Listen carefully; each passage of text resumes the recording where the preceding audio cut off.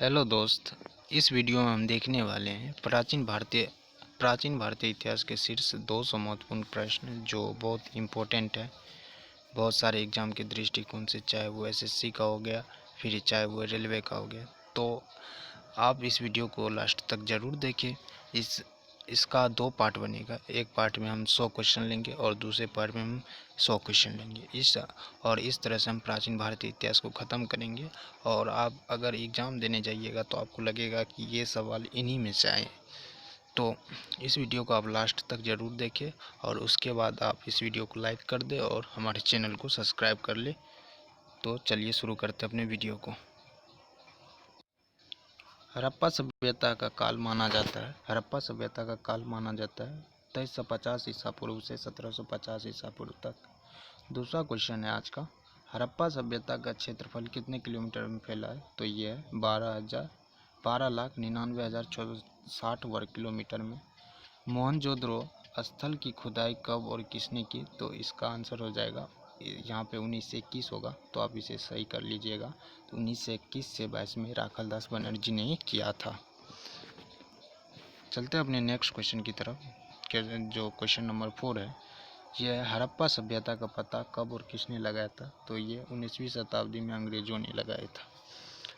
पांचवा क्वेश्चन है, हड़प्पा स्थल की खुदाई कब और किसने की?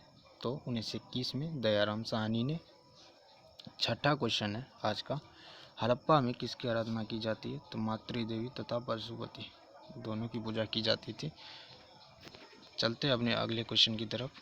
अगला क्वेश्चन है, आग से पकी हुई मिट्टी को इस समय क्या कहा जाता था? तो इसे कहा जाता था टेराकोटा। टेराकोटा मतलब आग से पकी हुई मिट्टी। आठवां क्वेश्चन है, हड़प्पा वासियों का समाज कैसा था? तो हड़प्पा वासियों का समाज था मातृसत्तात्मक।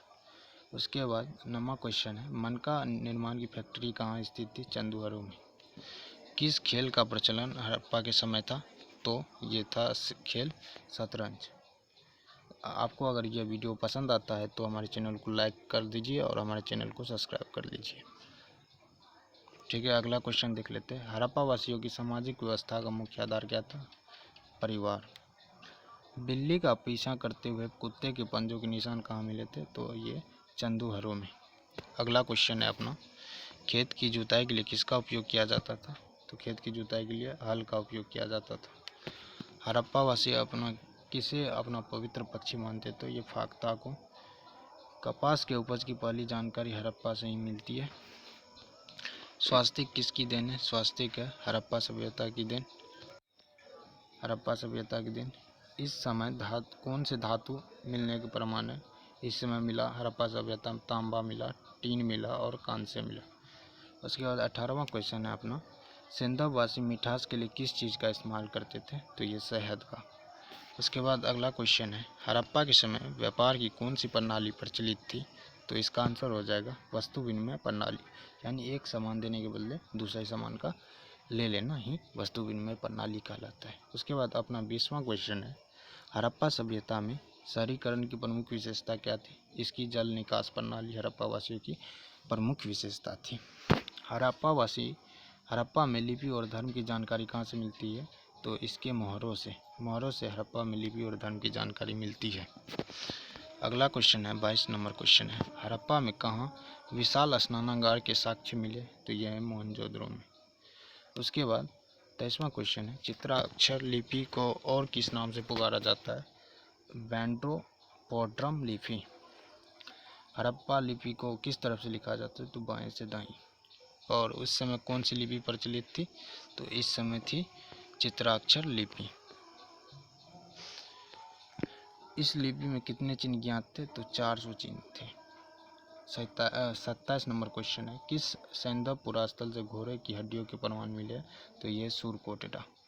उसके बाद अगला क्वेश्चन देख लेते हैं, वो कौन सा स्थल हड़प्पा कालीन स्थल है जो त्रिस्तरीय था? तो इसका आंसर हो जाएगा धोलावीरा। धोलावीरा जो था त्रिस्तरीय था। किस प्राक हड़प्पा स्थल से हल रेखा का पता चलता है? कालीबंगा से हल रेखा का पता चलता है। चावल के उत्पादन के साक्ष्य किस सैंधव पुरा स्थल से प्राप्त हुए? तो ये हुए रंगपुर एवं लोथल से। लोथल से में गोदीवारा यानी लोथल से हमें गोदीबार यानी बंदरगाह के साक्ष्य मिले। उसके बाद 31 नंबर सवाल है, सैंधव स्थलों में किस जगह पर सर्वप्रथम कृषि के साक्ष्य उपलब्ध होते हैं? तो मेहरगढ़ में सर्वप्रथम कृषि के साक्ष्य उपलब्ध होते हैं। लोथल किस नदी के तट पर बसा है? तो ये है भोगवा नदी के तट पे। कालीबंगा किस नदी के तट पर स्थित है? ये है घग्गर नदी के तट पे। हड़प्पा कालीन सभ्यता का मुख्य बंदरगाह कहाँ था? ये लोथल। 35 नंबर क्वेश्चन है, किस सैंधव पुरास्थल से फर्श के निर्मित अलंकृत ईंटों का प्रयोग किया गया था? ये है कालीबंगा। वैदिक सभ्यता के निर्माता कौन थे? तो ये थे आर्य लोग थे वैदिक सभ्यता के निर्माता। ऋग्वेद काल में प्रमुख राजकीय पदाधिकारी कौन होते हैं? पुरोहित। गुप्त संवत की तिथि 319 ईसा। उसके बाद अगला क्वेश्चन है अपना, हड़प्पा सभ्यता किस काल से संबंधित है? तो ये कांस्य युग से संबंधित है। उसके बाद 40 नंबर क्वेश्चन है, किसे धातु से सिंधुवासी परिचित नहीं थे? तो ये लोहा के धातु से सिंधुवासी परिचित नहीं थे। उसके बाद मोस्ट इम्पोर्टेंट सवाल बीविया है और यहाँ से सवाल आएंगे जरूर, तो इसे देख लीजिएगा। मौर्य साम्राज्य के संस्थापक चंद्रगुप्त मौर्य। उसके बाद अगला क्वेश्चन है, चरक कौन था? चिकित्सक था जो किसके दरबार में रहा करता था? तो ये कनिष्क के दरबार में रहा करता था। उसके बाद 43 नंबर है, शुंग वंश की स्थापना 185 ईसा पूर्व में किसने की?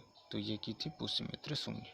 ठीक है। मौर्यों के बाद दक्षिण भारत में सबसे प्रभावशाली राज्य कौन सा था? तो सातवाहन जो था मौर्य के बाद दक्षिण भारत में सबसे प्रभावशाली राज्य बन गया। उसके बाद अगला क्वेश्चन देख लेते हैं, उड़ीसा में कोणार्क मंदिर का निर्माण किसने करवाया? तो नरसिंह देव ने। अपना अगला सवाल है 47 नंबर सवाल, चंद्रगुप्त विक्रमादित्य के दरबार में नवरत्न में सबसे अधिक कौन प्रसिद्ध था? तो ये कालिदास। उसके बाद 48वें नंबर सवाल है, चंद्रगुप्त द्वितीय को विक्रमादित्य क्यों कहा जाता है? क्योंकि इन्होंने उज्जैन शासकों पर विजय प्राप्त किया था। उसके बाद 49 नंबर सवाल है, कांचीपुरम का कैलाशनाथ मंदिर किसके आदेश पर निर्मित हुआ? तो नरसिंहवर्मन प्रथम। चट्टान को काटकर महाबलीपुरम का मंदिर किसके द्वारा बनाया गया? तो पल्लवों के द्वारा किया गया था। अब तक हमने 50 क्वेश्चन देख लिए हैं। अगर आपको यह वीडियो पसंद आता है तो इसे लाइक कर दें और हमारे चैनल को सब्सक्राइब कर लें। चलिए अगले क्वेश्चन की तरफ बढ़ते हैं। अपना अगला क्वेश्चन है, गुर्जर प्रत्याहार वंश की स्थापना किसने की? तो ये नागभट्ट ने। गौंडीय संप्रदाय की स्थापना चैतन्य ने। 53 नंबर सवाल, दासबोध नामक ग्रंथ के रचयिता रामदास। सतनामी संप्रदाय के संस्थापक कौन थे? तो सतनामी संप्रदाय के संस्थापक जगजीवन। किन संतों को आलवार कहा जाता था? जो वैष्णव धर्म को मानते थे वो आलवार, जबकि नयनार मतलब जो शिव को मानते थे नयनार बोला जाता। उसके 56 नंबर सवाल है, राधा कृष्ण की भक्ति को लोकप्रिय बनाने वाले वैष्णव संत थे चैतन्य।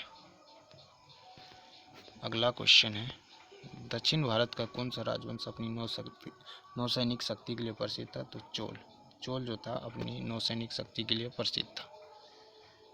उसके बाद 58 नंबर सवाल है, हड़प्पा सभ्यता के उत्खननकर्ता कौन है? दयाराम सैनी। सिंधु सभ्यता की लिपि यह हमने देख ही लिया था। आगे चलते हैं। 61 नंबर सिंधु घाटी सभ्यता का नवीनतम स्थल है धोलावीरा। सिंधु सभ्यता किस स्थल से दुनिया का सबसे पुराना स्टेडियम मिला है? तो धोलावीरा से। सैंधव सभ्यता का महान स्नानागार मोहनजोदड़ो से मिला है। 64 नंबर सवाल है, मोहनजोदड़ो की खुदाई से पता चला है कि तत्कालीन मकान पक्की ईंटों से बनाए गए थे। हड़प्पा सभ्यता के लोग किस पशु से परिचित नहीं थे? तो ये दरियाई घोड़ा से नहीं परिचित थे। ठीक है, आगे चलते हैं। सिंधु घाटी की सभ्यता की खुदाई में विशाल स्नानागार कहाँ से मिले थे? ये मोहनजोदड़ो से। कौन सा पशु हड़प्पा सभ्यता में नहीं पाला जाता था? तो घोड़ा नहीं पाला जाता था। हड़प्पा के निवासियों द्वारा आयातित सबसे महत्वपूर्ण वस्तु क्या थी? ये थी धातु और बहुमूल्य पत्थर। सिंधु घाटी सभ्यता के लोग किससे अपरिचित थे? तो ये लोहे से। उत्तरोत्तर हड़प्पा संस्कृति के अवशेष कहाँ से मिले? ये रंगपुर से। हड़प्पा कहाँ स्थित है? तो ये पंजाब के क्षेत्र में। मोहनजोदड़ो का शाब्दिक अर्थ होता है मृतकों का टीला।